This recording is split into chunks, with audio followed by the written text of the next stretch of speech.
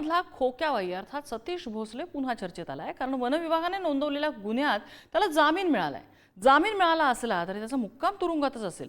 जामीन मिळूनही तो तुरुंगातच का राहणार आहे? पुन्हा चर्चेत आलेल्या या खोक्याची नेमकी ओळख काय, बघूया. खोक्या भाई म्हणजे सतीश भोसलेचा मुक्काम गजाआडच.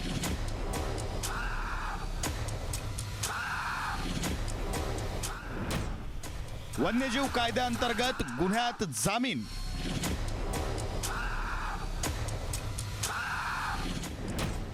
उरलेल्या गुन्ह्यात खोक्याला मिळणार का दिलासा?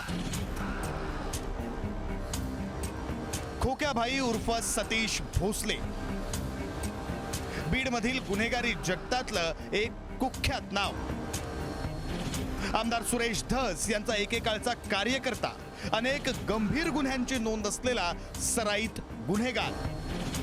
त्याला वन्यजीव संरक्षक कायद्याअंतर्गत गुन्ह्यात जामीन मंजूर झालाय. मात्र त्यानं केलेल्या इतर कारनाम्यांमुळे इतक्यात काही तो तुरुंगातून बाहेर येणार नाहीये.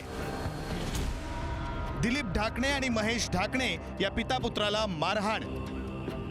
बुलढाणा जिल्ह्यातील एकाला बॅटनं बेदम मारहाण. खोक्याच्या घरात वन्य प्राण्यांचं मांस, गांजा आणि शिकारीचं साहित्य आढळलं. वन विभागाच्या जागेत अतिक्रमण करून खोक्यानं आलिशान कार्यालय बांधलं होतं. अमानुष मारहाणीचे व्हिडिओ व्हायरल झाले आणि खोक्याचे ग्रह फिरले. त्यानंतर त्यानं केलेली एक एक पाप समोर आली. मग पोलिसांनी या पसार झालेल्या खोक्याच्या राज्याबाहेरून मुसक्या आवळल्या.